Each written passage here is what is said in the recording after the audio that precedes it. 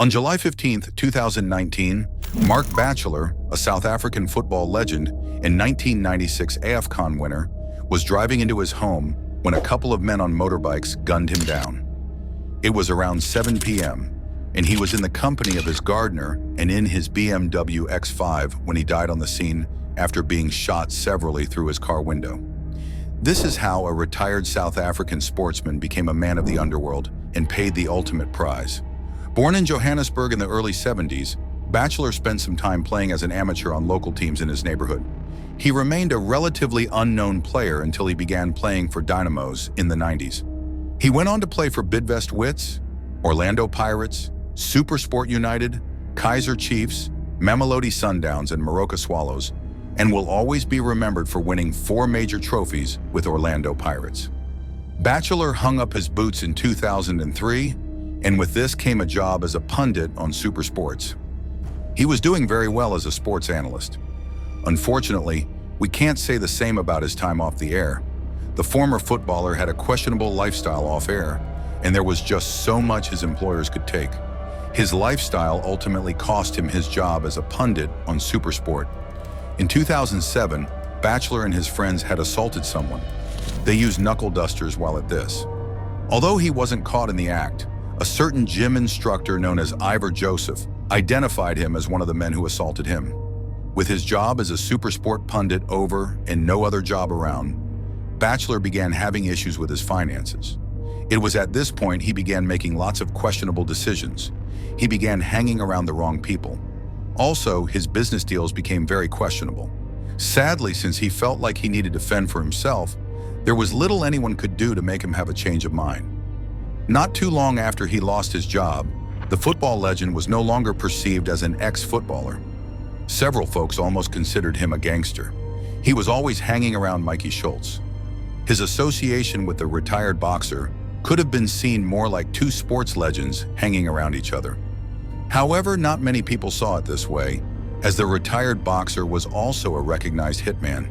So if Batchelor was moving with him, he was either a criminal already or was simply on his way into a life of crime. Beyond merely being considered a criminal, Mikey had confessed to killing a mining tycoon known as Brett KBL.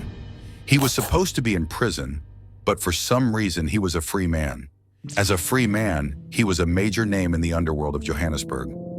In 2013, Mark Batchelor and Mikey were witnesses in a murder case involving famous athlete Oscar Pistorius. This was already a major sign that he was on the wrong path. Sadly, things only got worse. He got deeply involved in criminal activities taking place in Cape Town and soon had a fallout with Mikey Schultz. Although many folks didn't think much of this, it was basically the beginning of the end for Batchelor. You see, Mikey was a much bigger name in the underworld. Additionally, he was a lot more dangerous. That's not all. He had no respect for the retired footballer who he considered a man without guts.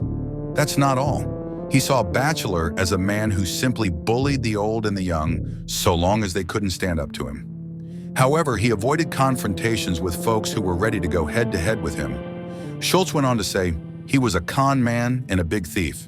He would promise people to do debt but take their money. So if you want to know who killed him, follow the money. Batchelor didn't just have a fallout with the retired boxer. He also got into trouble with close friends and family members. One of them was his mentor, long-term friend, and former rugby star. While speaking about the last time he was in contact with the former footballer, the star said, "I lost contact with Mark. I tried to speak to him and say you need to change your ways. I could see the good side of Mark. He had a good heart. He was a good person. He just couldn't get out from where he was doing business. He followed the wrong path, working with the underworld. I would tell him, Mark, you just need to get a steady job. You don't need all these ghosts in your mind and the desperation to get money." Since his family members, as well as old friends, weren't comfortable with his lifestyle, Mark decided to stay away from them. He began spending more time with a famous criminal who had been arrested for a string of crimes. Although his closest friend was known to be a criminal, there is a likelihood that Batchelor wasn't trying to get into a life of crime, as he and his new friend were looking to set up a private security firm focused on providing nightclubs with protection. On the surface, this perhaps didn't seem lucrative. However, it could have turned out to be a big break for the retired footballer if this business idea had come to fruition. This is because nightclubs in Cape Town are strongly associated with violence and shootings. So a security outfit that is focused on protecting these nightclubs will meet a huge need. In addition to looking to set up a security outfit, Batchelor also set up a debt collecting business. Of course, he made some money from this business, but that wasn't all he made. He also made a lot of enemies. This meant his life was under constant threat, and it was only a matter of time before someone tried to take him out. Not long before he was murdered, Batchelor had been involved in a great deal of violence. He had been arrested for assaulting people, but he wasn't the only one dishing out the violence. He had also been a victim of some level of violence. Apart from being arrested for assaulting people, he was also picked up by the police for driving recklessly. Well, in very much the same way as Batchelor got arrested because he had been reported to the police, he also let the police know about the times he was assaulted. Batchelor was driving his white BMW X5 when a couple of armed men on motorbikes pulled up close to his car after following him for a while. Although Batchelor will never be blamed for his own murder, if he had been a lot more aware of his environment, he could actually have survived. This is because he could have realized that he was being followed. CCTV in his neighborhood picked up his killers, trailing him for several kilometers. Although CCTV showed Batchelor being trailed, eyewitnesses of this murder claimed the bikes ridden by the killers had been around before Batchelor arrived on the scene.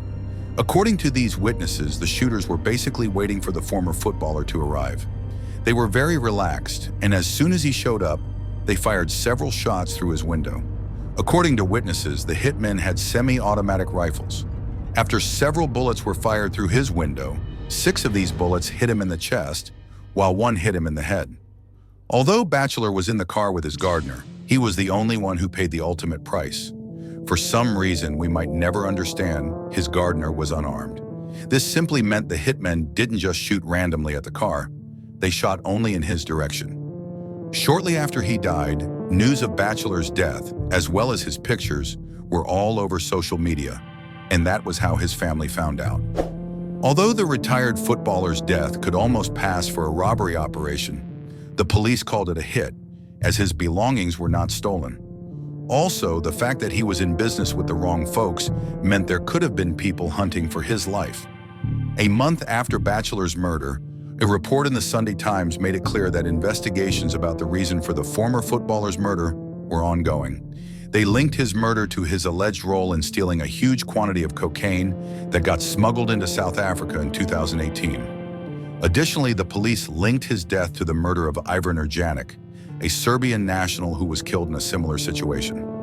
Not a lot is known about Batchelor beyond the obvious, and this makes several folks wonder how he went from a great player to a criminal.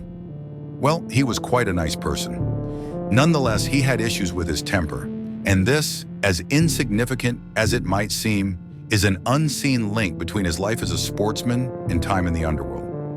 One person that knows a thing about Mark and who he really was is Amos Mananietso, a sports reporter. While speaking about the retired footballer after his death, Amos said, "During my work as a sports reporter, I interacted with Batchelor and interviewed him several times. However, it was during a training session at Swallows in January 2002 that he almost pounded me after I had written a less than charming story in City Press of how the Man Mountain, as he was referred to by others, had punched his teammate, the late Martin Zwine, at training. At the time, he confirmed the incident to me, but downplayed it as a small thing that happened in the heat of the moment. But the small incident had left Swan with a gash above his eye. Tension was very high at that moment, and I don't recall what really transpired," Batchelor explained. "But the matter was quickly resolved, and there's no ill feeling between the two of us. We hugged and shook hands like professionals, and everybody was happy. It's nothing major." After training, as I was interacting with other players, Batch approached me pointing a menacing finger from a distance. At that time, I was probably a size 26, weighing in at 40 kilograms. He had taken off his top and was walking towards me furiously. His calf was as big as my head, and his fist could have been double in size compared to Mike Tyson's. I thought it was going to be my final day on Earth, but Grant Nichols, who was a marketing manager of Swallow's sponsor Total at the time, saved the day. I said a prayer while hanging on Nichols' shirt behind him. Amos' testimony of Mark meant he quite had a reputation for being violent, and that was probably all he needed to live a life of crime. Mark Batchelor's murder is just one of the many such murders in the South African underworld. There are a lot more, and if you want to see more videos like this, you simply need to subscribe to this channel. Also, hit the like and share buttons. There is one more thing. Feel free to leave a comment. We want to know what you think.